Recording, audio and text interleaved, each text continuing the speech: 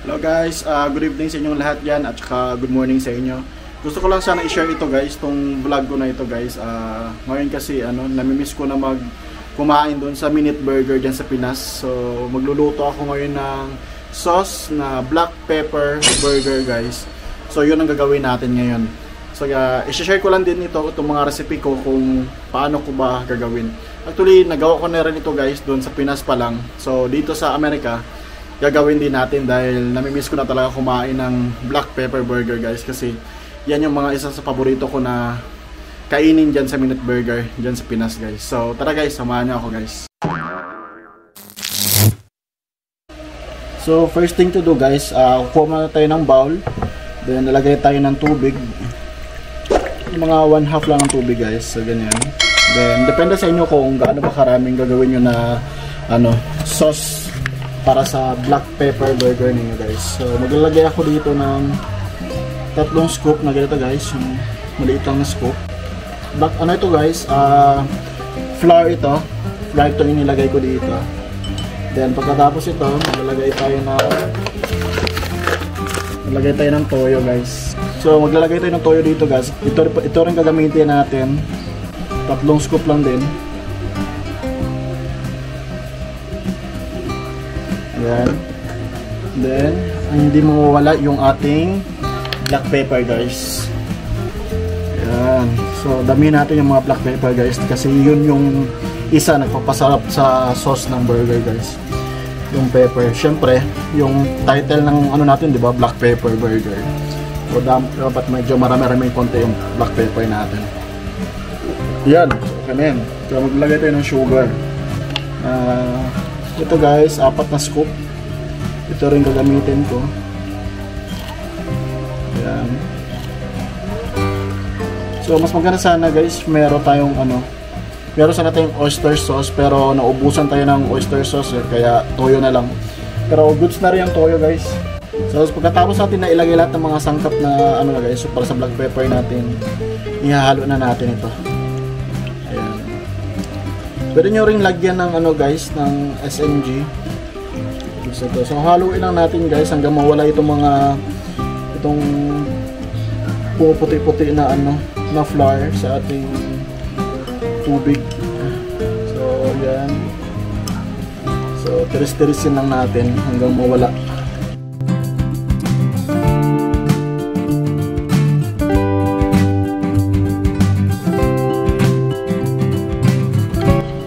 Haluin lang natin ito guys. Ayan, hanggang na-dissolve na yung flour. So okay na ito guys. Okay, magluto na tayo ng meat ng burger natin. So meron akong meat ng burger dito guys na nabili ko sa Walmart. 4 na burger yung lulutuin natin.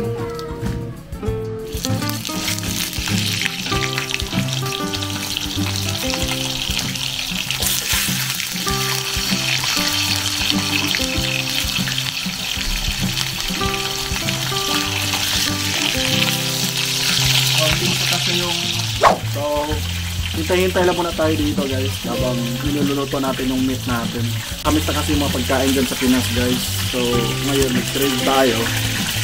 Tayo na lang magluluto dito. So, actually guys, naka-bathrobe na ako dito guys dahil na dito, 7 PM na ng gabi dito sa amin ngayon. At saka medyo malamig-lamig na talaga. So, kaya nag-bathrobe tayo.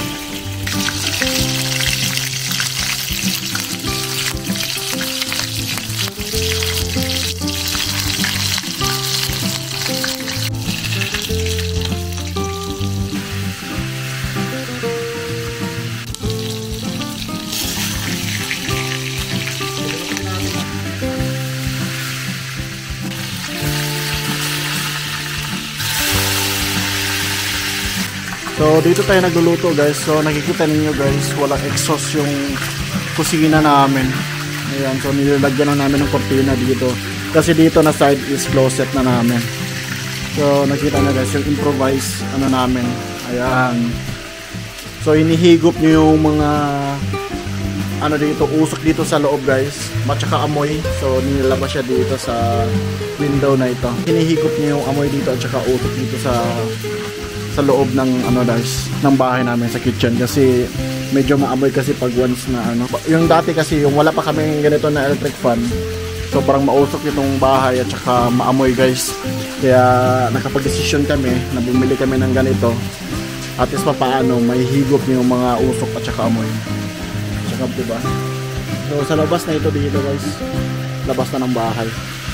So ito na yung second batch natin na burger guys. So ayan guys, luto na yung patty natin guys. So isi-serve natin ito mamaya. Then gagawa na tayo ng sauce. So before tayo gagawa ng sauce guys, ilalagay muna natin itong mga ano natin, itong tinapay na bunch of burger natin. Lagyan natin, papainitin lang natin.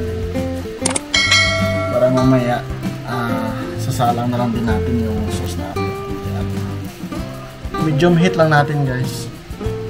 So painitin lang natin siya ng ano, ng kaunti.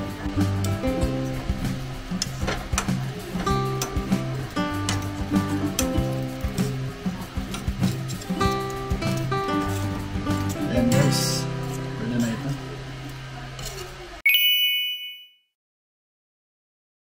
So hindi na tayo maglalagay dito ng ano guys, ng romantika. Dahil meron naman tayong ano, lagyan natin ito siya ng asukal. So meron akong white onion dito guys. Ito yung nilagay ko. Ayan, white onion. Hindi na tayo maglalagay ng mantika guys.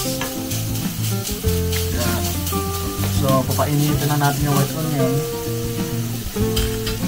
So maglalagay tayo dito ng mushroom. Ayan, yung mushroom ito guys.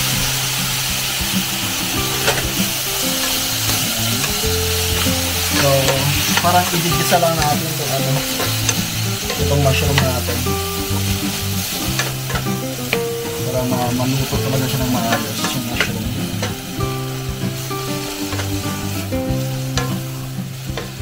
So magkatapos ito guys, pag once na alam natin na medyo naluto na yung mushroom natin, lalagay tayo ng white sugar.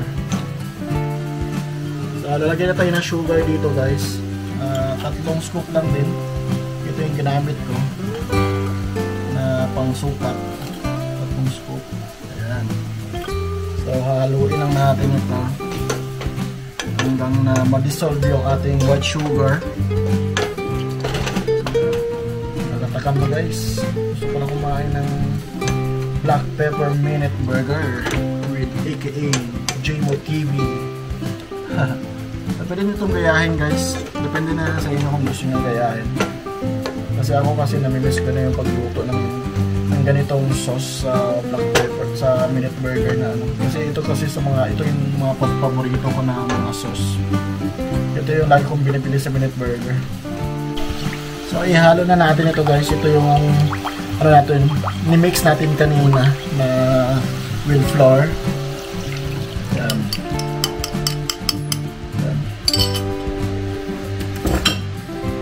So, i-mix lang natin ito siya.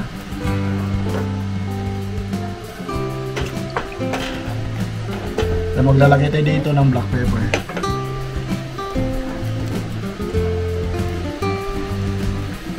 So, i-mix lang natin ito guys.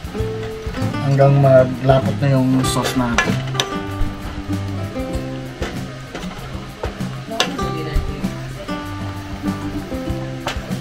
Ayan, medyo lumalapot na yung sauce natin yan guys.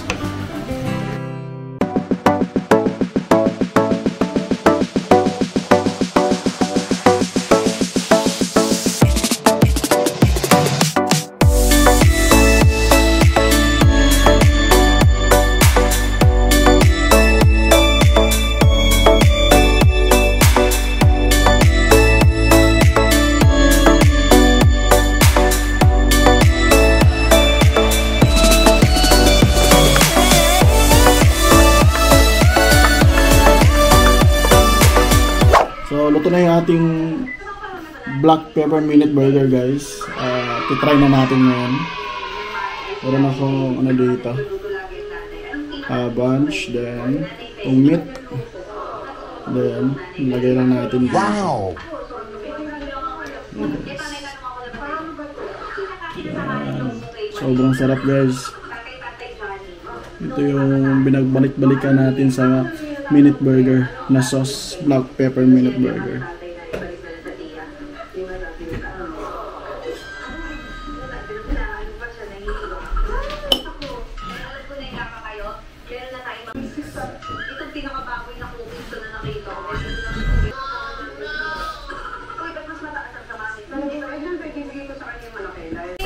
Yeah guys, uy, yung sauce natin nahulog na, sobrang makrema. So guys, walang tikim.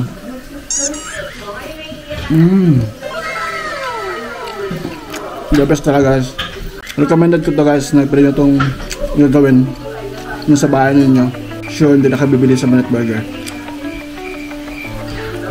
Wow. So, dito ko na ito tapos sa aking video guys, and maraming salamat sa panonood, and God bless sa inyong lahat dyan. Bye bye.